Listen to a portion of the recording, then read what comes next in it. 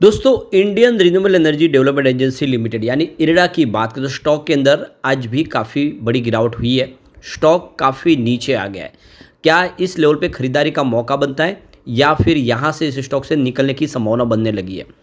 Brokerage house के क्या target निकल के आ रहा है उसको समझने की कोशिश करेंगे। इसके अलावा गवर्नमेंट की तरफ से एक बहुत बड़ी गुड न्यूज़ दी गई है जो आने वाले समय में इरडा के लिए बहुत ज़्यादा फायदेमंद साबित हो सकती है। तो यहाँ पे इन सारी संभावनाओं को तलाशने की कोशिश करेंगे। अब आपको ये पता ही होगा कि इरडा ग्रीन एनर्जी सेक्टर को फंड प्रोवाइड करने वाली कंपनी है। 100% पूरी तरह से जो बिजनेस है इनका ग्रीन एनर्जी सेक्टर से संबंधित है, चाहे ईवी सेगमेंट हो या फिर सोलर विंड प्रोजेक्ट हो या ग्रीन हाइड्रोजन के प्रोजेक्ट, सबके ऊपर फंड प्रोवाइड करती है। और इसका जो सबसे बड़ा अचीवमेंट है कि कंपनी ने अपने पूरे एनपीए को लगभग ख़त्म कर दिया है और ऐसे में हम समझ सकते हैं इस कंपनी के लिए जो मुसीबत है वो काफ़ी कम हो गई है। क्या इस समय इन्वेस्टमेंट किया जा सकता है? लेकिन फ्रेंड, उससे पहले अगर आप पहली बार हमारे चैनल पे आए तो चैनल को सब्सक्राइब कर दीजिए, एक बेल आइकॉन दबा दीजिए ताकि जब भी नया वीडियो बने पहला नोटिफिकेशन आपको मिले। वीडियो पसंद आए तो लाइक से जरूर कीजिए। चलो फ्रेंड्स, वीडियो स्टार्ट करते हैं। मैं हूँ आपका दोस्त SP दवे और हमारे अपने चैनल ऑनलाइन कमाई में आपका बहुत बहुत स्वागत है। तो सबसे पहले इरडा के कारोबार की बात कर ले तो स्टॉक की शुरुआत तो आज पॉजिटिव हुई 251 पर। क्लोजिंग कल की 247 के आसपास थी, परंतु ये दिन भर की हाई है। यहाँ से स्टॉक में गिरावट का माहौल बनने लगा और लो बन गया 242 का। काफ़ी बड़ी गिरावट हुई है और आप देख सकते कि अंत में 243 के आसपास ही क्लोजिंग है, नीचे की तरफ 1.78% की गिरावट के साथ। फिलहाल स्टॉक दबाव में दिख रहा है और ये आप क्लियरली समझ सकते हो। तो यहाँ पे देखिए 19 जुलाई को स्टॉक में हमने पॉजिटिव क्लोजिंग देखी थी। उसके बाद में 22 और 23 जुलाई 2 दिन गिरावट हुई। फिर 24 जुलाई को इसने पॉजिटिव क्लोजिंग दी तो 25 और 26 तारीख को फिर से गिरावट हुई। 29 तारीख को इसने पॉजिटिव क्लोजिंग दी। तो उसके बाद लगातार अगर आप देखें तो 6 ट्रेडिंग सेशन तक इसमें हमने गिरावट ही देखी है। फाइनली अगर आप देखें तो 7 अगस्त को इसने पॉजिटिव क्लोजिंग दी थी और उसके बाद 8 अगस्त को गिरावट और आज भी गिरावट। इसमें कुल मिला के देख सकते हो कि गिरावट का माहौल ही ज़्यादा है और इसमें पॉजिटिव माहौल काफ़ी कम बन रहा है। और उसके पीछे वजह यह है कि स्टॉक ऑलरेडी बहुत ज़्यादा दौड़ चुका है और इसीलिए थोड़ा सा इस समय थकान में है, लेकिन एक तेज़ी की संभावना बिल्कुल आने वाले समय बनने वाली है और यह है इसके पीछे की जो बड़ी गुड न्यूज वजह बनेगी। तो यहाँ पे देख सकते हो कि जो सरकार की तरफ से जो बड़ा यहाँ पे अनाउंसमेंट किया गया है, करीब 430 गीगावाट के जो ग्रीन एनर्जी के प्रोजेक्ट है जो पाइपलाइन में है और ये पूरी तरह से जो अंडर डेवलपमेंट है जो कंप्लीट होते हुए दिखाई देंगे। तो यहाँ पे ग्रीन एनर्जी सेक्टर के लिए 21,000 करोड़ रुपये का जो फंड प्रोवाइड किया गया, आने वाले समय इसको बढ़ाते हुए 1.60 लाख करोड़ तक पहुँचाया जाएगा सरकार की तरफ से। तो हमारे new renewable energy minister Prahlad Joshi की तरफ से जो बयान निकल कर आया है कि उनका कहना है कि इस समय करंट लेवल पर 200 गीगावाट की हमारी रिन्यूएबल एनर्जी कैपेसिटी है इंस्टॉल और 430 गीगावाट के प्रोजेक्ट है जो इस समय आने वाले समय अलग अलग प्रोसेस पे जो अंडर इम्प्लीमेशन है और आने वाले समय ये कंप्लीट होंगे। तो 430 गीगावाट के प्रोजेक्ट का मतलब ये हो गया कि 200 प्लस 400 यानी 630 गीगावाट के प्रोजेक्ट, यानी 2030 तक के लिए सरकार ने 500 गीगावाट का एक लक्ष्य रखा। उससे भी ज़्यादा इस समय जो आने वाले समय ये प्रोजेक्ट पूरे होंगे तो उस कैपेसिटी को अचीव कर लिया जाएगा, यानी एक बहुत बड़ी गुड न्यूज़ है इस सेक्टर के लिए। अब यहाँ पे इस बात पे आपको गौर करना है कि 430 गीगावाट के प्रोजेक्ट यानी अभी तक की इंडिया के पूरे अभी तक जो इंस्टॉल कैपेसिटी वो मात्र 200 गीगावाट के आसपास है और 430 गीगावाट के प्रोजेक्ट आने वाले समय कंप्लीट होने वाले, ये अब अलग अलग प्रक्रिया में आगे बढ़ने लग गए। तो आप समझ सकते हो कितना भारी भरकम निवेश होने वाला है, यानी करोड़ों रुपये का जो निवेश होगा उसमें इरडा के हिस्से तो बहुत सारी रकम आएगी क्योंकि इरडा ग्रीन एनर्जी सेक्टर को 100% फंड प्रोवाइड करती है। तो आप समझ सकते हो कि कितनी बड़ी अपॉर्चुनिटी इरडा के लिए। ये इरडा जैसी कंपनी आने वाले समय इस लेवल से कई गुना बढ़ने की ताकत रखती है अगर ये प्रोजेक्ट आने वाले समय इसी तरह से कंप्लीट होते हुए दिखाई देंगे। नहीं, आने वाला जो समय है वो इरडा के लिए बहुत शानदार होने वाला है।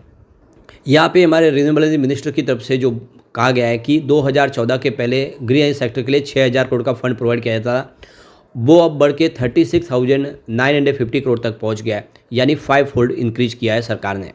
इसके अलावा बजट में 21,000 करोड़ रुपये की अदर रकम भी यहाँ पे सरकार ने पास की है और इसको आने वाले समय में बढ़ाते हुए 1.60 लाख करोड़ तक पहुँचा दिया जाएगा। सरकार ने कुछ और फैसले भी किए जिसमें इंटर स्टेट ट्रांसमिशन सिस्टम यानी ISTS जो चार्ज लगते थे उसको माफ़ कर दिया सोलर और विंड प्रोजेक्ट के लिए। ये देख लो कि आने वाले समय जो प्रोजेक्ट 2025-30 जून तक कंप्लीट होंगे उनके ऊपर किसी प्रकार का कोई चार्ज नहीं लगने वाला है। इसके अलावा ग्रीन हाइड्रोजन मिशन सरकार ने लॉन्च किया है और ऑफशोर प्रोजेक्ट भी लाए विंड एनर्जी के, सरकार उसके लिए टेंडर जारी कर रही है। इसके अलावा 100% एफडीआई की अप्रूवल दे दी गई है, 100% एफडीआई रिटर्न मतलब इन्वेस्टमेंट आ सकता है ग्रीन एनर्जी सेक्टर में। इसके अलावा सरकार ने देख सकते हो कि visibility gap funding scheme launch की है ऑफशोर विंड के लिए। 1 गीगावाट के टेंडर जारी किए जाएंगे तमिलनाडु और गुजरात में। तो ये सारी बातें साबित कर रही है कि आने वाले समय इस सेक्टर में बहुत बड़ा रिवॉल्यूशन आने वाला है और ऐसे में इरडा को बहुत सारा बेनिफिट हो सकता है। अब कंपनी के फंडामेंटल्स देखें तो इस समय मार्केट कैप आपको 66,159 करोड़ के आसपास दिखाई देगा। इसकी करंट प्राइस 246 का है। लो इसका 50 रुपीज़ का है। जब आईपीओ लिस्ट हुआ था उस समय 32 रुपये में आईपीओ दिया गया था और इसकी हाई प्राइस 310 है। अब आप देख सकते हो कि ऊपर के लेवल से बहुत ज़्यादा करेक्ट हो चुका है, जबकि बाजार इस समय ऊपरी लेवल पर है। स्टॉक का पी 49.30 है और बुक वैल्यू इसकी 31.80 की है। आरओसी इसका 9.30% है और आरओई 17.3% है। फेस वैल्यू इसकी 10 रुपीज़ की है और इंटेंसिंग वैल्यू इसकी 66.40 है। पीजी रेशियो इसका 1.45 का है और इसका ईपीएस 5.18 रुपीज़ है और टोटल डेट देखे कंपनी पे तो 49,687 करोड़ का है। करंट रेशियो इसकी 0.71 है और क्विक रेशियो 0.71 है। इसके अलावा डेट टू इक्विटी अगर देखें तो 5.80 है और यहाँ पे प्रॉफिट ग्रोथ 44.90% है। प्राइस टू बुक वैल्यू इसकी 7.71 की है और सेल्स ग्रोथ इसकी 42.6% है। प्रोमोटर होल्डिंग यहाँ पे 75% है और कंपनी का अगर प्रॉफिट की बात करें तो 1341 करोड़ का प्रॉफिट है। एबिटाडा इसका 5,097 करोड़ है। सेल्स ग्रोथ देखें तो 19.7% है और एबिटाडा इसका 22.4 है। तो कुल मिला के देख दो कि इसके जो फंडामेंटल है वो काफ़ी अच्छे है। यहाँ पे मोतीलाल ओसवाल ने इसमें खरीदारी की सलाह दी है। उन्होंने इसका जो टारगेट है 280 से 300 का टारगेट दिया है, यानी करंट लेवल से खरीदारी की जा सकती है। इसके अलावा देख दो एचडीएफसी सिक्योरिटी ने इसमें खरीदारी की सलाह दी। उन्होंने इसका 260 से 280 का टारगेट दिया है। तो काफ़ी अच्छे ब्रोकरेज के टारगेट निकल के आ रहे हैं। ऐसे में इस लेवल पर खरीदारी का मौका बनता है। इस बार जो रिजल्ट है Q1 का बहुत ही शानदार रहा है। सबसे जो बड़ी बात है कंपनी का एनपीए जो बहुत ज़बरदस्त कम हुआ है। एनपीए 39% से गिर के 2.12% पर आ गया। आप देख सकते हो कि पूरी तरह से एनपीए को खत्म किया गया, यानी ये एक बहुत बड़ी जीत है और ऐसे में आने वाले समय कंपनी की सेहत में काफ़ी ज़्यादा सुधार होता हुआ और दिखाई देगा। ऐसे में काफ़ी अच्छी संभावना यहाँ पे बन रही है और स्टॉक ऑलरेडी बहुत ज़्यादा करेक्ट हो गया है तो संभावना भी पॉजिटिव बनी हुई है स्टॉक के लिए। अब यहाँ पे आईपीओ आने के बाद इसकी परफॉर्मेंस को देखें तो कैसा इसने रिटर्न दिया। वैसे तो ये ऑलरेडी बहुत बड़ा मल्टीबैगर साबित हुआ क्योंकि 32 रुपये में ही सरकार ने इसका आईपीओ दिया था। इससे पहले ये आईपीओ लाने में कम से कम 2 साल डिले हुआ है। सरकार ने कोशिश से बहुत की थी आईपीओ लाने के लिए, लेकिन जैसे ही लाया गया तो सरकार ने जो समय वक्त सही चुना और इससे लोगों को बहुत ज़्यादा फायदा भी हुआ। जिसको आईपीओ में शेयर लगे उनको मल्टीबैगर रिटर्न मिला है। अब आप देख ही सकते हो कि पिछले 3 महीनों में जो रिटर्न है इरडा का वो 42.45% पॉजिटिव, जो काफ़ी शानदार है। सामने बीएसई सेंसेक्स में इस दौरान 8.49% की ही तेज़ी बनी है और बीएसई पावर इंडेक्स की बात करें तो यहाँ पे आपको 15.56% की तेज़ी देखने को मिलेगी। तो रिटर्न बहुत ही अच्छा है इरडा का इस दौरान।